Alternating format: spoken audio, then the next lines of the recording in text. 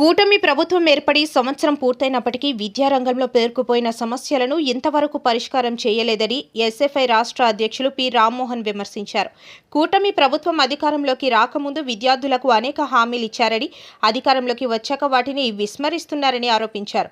విద్యాశాఖ మంత్రి నారా లోకేష్ యువగళం పాదయాత్రలో వైసీపీ ప్రభుత్వం లోపాలను ఎత్తి చూపుతూ జీవో నెంబర్ 117 రద్దు చేసి పాఠశాల విద్యా వ్యవస్థను సమూలంగా మారుస్తానని, ప్రాథమిక పాఠశాలలు మూసివేత ఆపుతానని హామీ ఇచ్చారన్నారు.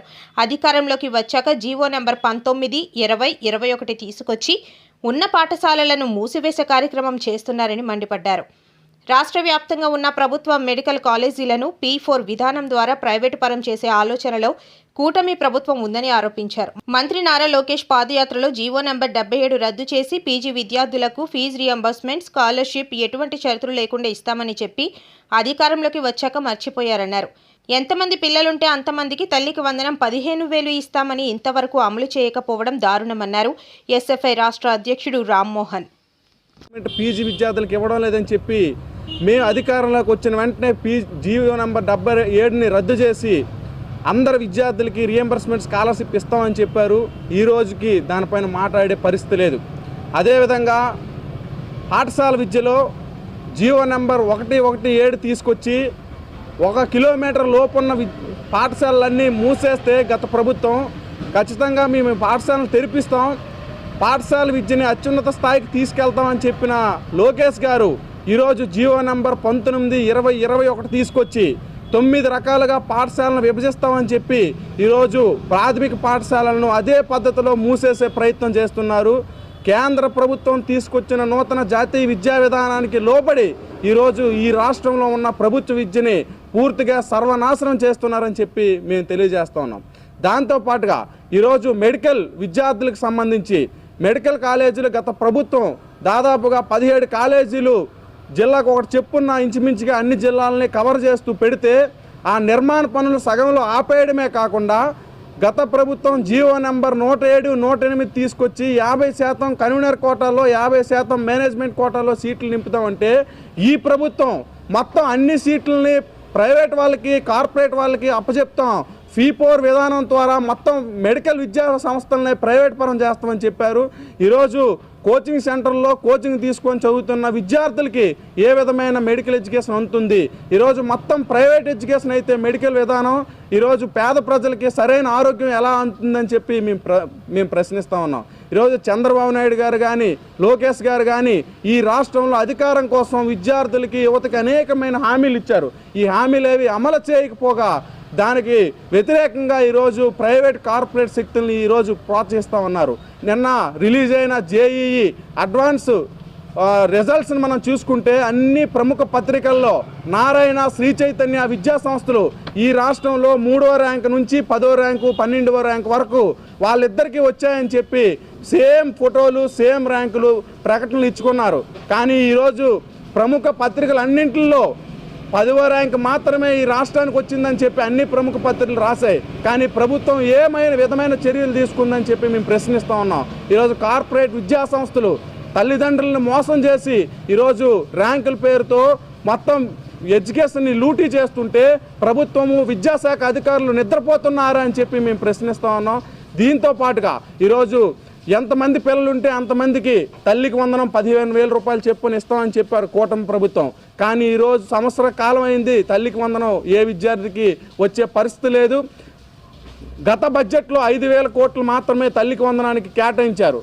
తల్లికి వందనం ఈరోజు ఈ రాష్ట్రంలో ఉన్న అంతమంది ఇంటర్మీడియట్ లోపు విద్యార్థులకు ఇవ్వాలంటే మినిమం 12,000 కోట్ల రూపాయలు అవసరం. మీరు బడ్జెట్లోనే కేటాయించినప్పుడు ఏ విధంగా ఇస్తారు? ఇది ప్రజల్ని మోసం చేయడం కాదా, విద్యార్థుల్ని మోసం చేయడం కాదా అని చెప్పి మేము ప్రశ్నిస్తూ ఉన్నాం. ఈరోజు 3,000 కోట్లకు పైగా గత ప్రభుత్వం ఫీజు రియంబర్స్మెంట్ స్కాలర్షిప్ బకాయించితే ఈ విద్యా సంస్థలు ఎప్పటికీ రూపాయి కూడా ఫీజు రియంబర్స్మెంట్ స్కాలర్షిప్ రిలీజ్ చేసే పరిస్థితి లేదు. ఖచ్చితంగా విద్యార్థులు ఈరోజు సర్టిఫికేట్ల కోసం తీవ్రమైన వెదలు పడుతున్న పరిస్థితి ఉంది. ఖచ్చితంగా ఫీజు రియంబర్స్మెంట్ స్కాలర్షిప్ రిలీజ్ చేయాలని చెప్పి మేము డిమాండ్ చేస్తున్నాం. అదేవిధంగా ఈ జిల్లా కేంద్రంలో ఆర్ట్స్ కాలేజ్ ఉంది. ఈ ఆర్ట్స్ కాలేజీలో 30% టీచర్ పోస్టులు, లెక్చరర్ పోస్టులు ఖచ్చితంగా కాంట్రాక్ట్ అవుట్సోర్సింగ్ టీచర్స్తో మీరు భర్తీ చేశారు. ఎందుకు పర్మనెంట్ ఫ్యాకల్టీని మీరు నియమించడం లేదు? యూనివర్సిటీలో 5 ప్రొఫెసర్లు మాత్రమే ఉన్నారు. యూనివర్సిటీకి డబ్బులు కేటాయించే పరిస్థితి లేదు, దాని స్వయం ప్రతిపత్తిని కాపాడే పరిస్థితి లేదు, దాని అభివృద్ధిని కాపాడే పరిస్థితి లేదు. వెనుకబడి ఉన్న ఈ జిల్లా విద్యారంగాన్ని ఏ విధంగా ముందుకు తీసుకెళ్తారు? ఒక కేంద్ర మంత్రో రాష్ట్ర మంత్రులను ఈ జిల్లా కేటాయిస్తే జిల్లా విద్యారంగం అభివృద్ధి కాదు. జిల్లాలో ఉన్న ప్రముఖ విద్యా సంస్థల్ని డెవలప్ చేయడం ద్వారా మాత్రమే ఈ జిల్లా విద్యారంగం అభివృద్ధి చెందుతుంది. కాబట్టి ఆ విధంగా చర్యలు తీసుకోవాలని చెప్పి ప్రైవేట్ కార్పొరేట్ విద్యా సంస్థలు ఫీజులు దోపిడీ యథేచ్ఛగా సాగిస్తూ ఉన్నారు. ఎడ్యుకేషన్ ఇయర్ స్టార్ట్ అయింది. ఈరోజు రాష్ట్ర ప్రభుత్వం కూడా వాళ్ళకి సహకరిస్తూ ముందే బ్రిడ్జ్ కోర్సులకి వీటికి పర్మిషన్ ఇచ్చింది. ఇది వరకు ఏ ప్రభుత్వం కూడా బ్రిడ్జ్ కోర్సులకి పర్మిషన్ ఇవ్వలే, ఈ రాష్ట్ర ప్రభుత్వం ఇచ్చింది. మనం 10th క్లాస్ రిజల్ట్స్ చూసాం. ముబ్బడిగా వారం రోజుల్లో వ్యాలీస్ను పూర్తి చేసి ఇస్తే మొత్తం 10th క్లాస్ విద్యార్థులంతా గందరగోళమైన పరిస్థితి. రీవాల్యుయేషన్కి వెళ్ళిన 12,000 మంది విద్యార్థులు పాస్ అయ్యారు. రాష్ట్ర చరిత్రలో ఎక్కడా లేదు. మీరు డబ్బుల కోసం ఈ విద్యార్థిని ఫెయిల్ చేశారా అని చెప్పి మేము ప్రశ్నిస్తూ ఉన్నాం. ఎవరి ప్రయోజనాల కోసం మీరు 10th క్లాస్ మూల్యాంకనం అంత ఫాస్ట్గా చేశారు? ఈరోజు కార్పొరేట్ విద్యా సంస్థలు అడ్మిషన్లు చేసుకోవడానికే కదా. ఒకవైపు గవర్నమెంట్ విద్యా సంస్థల్లో చాలని వసతుల్లో, అదేవిధంగా సరైన ఫ్యాకల్టీ లేకపోయినా రిజల్ట్స్ వచ్చేటప్పటికి రాష్ట్ర వ్యాప్తంగా చూసుకుంటే గవర్నమెంట్ విద్యా సంస్థల్లో చదువుతున్న విద్యార్థులు కష్టపడి చదివి ర్యాంకులు తెచ్చుకుంటున్నారు, మంచి మార్కులు సాధిస్తున్నారు.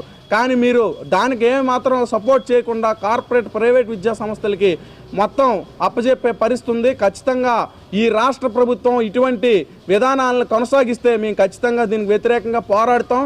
రాష్ట్ర ప్రభుత్వం అధికారంలోకి వచ్చిన మొదటి రోజు చెప్పింది, సంవత్సర కాలంలో ఈ విద్యారంగంలో విప్లవాత్మకమైన మార్పులు తీసుకొస్తాం, విద్యారంగాన్ని ముందుకు తీసుకెళ్తామని చెప్పారు. ఈ సంవత్సర కాలంలో ఈ రాష్ట్రంలో విద్యారంగం సర్వనాశనం అయింది. ఖచ్చితంగా ఈ విద్యారంగం అభివృద్ధికి కనుక కృషి చేయకపోతే, ఈ రాష్ట్రంలో ప్రభుత్వ విద్యారంగానికి సరైన నిధులు కేటాయించకపోతే భవిష్యత్తులో పెద్ద ఎత్తున పోరాడుతాం. నారా లోకేష్ గారు యువగలం పాదయాత్రలో ఇచ్చిన హామీలు జీవో నెంబర్ 77 కానీ, లేదా 108, 108(9) రద్దు కానీ, లేదా 117 రద్దు కానీ చేసి ఈ ప్రభుత్వ విద్యా విధానాన్ని కనుక కాపాడకపోతే ఖచ్చితంగా ఈ రాష్ట్రంలో ఉన్న విద్యార్థులందరినీ ఏకం చేసి పెద్ద ఎత్తున భవిష్యత్తులో పోరాటానికి శ్రీకారం చుడతామని చెప్పి హెచ్చరిస్తూ ఉన్నాం.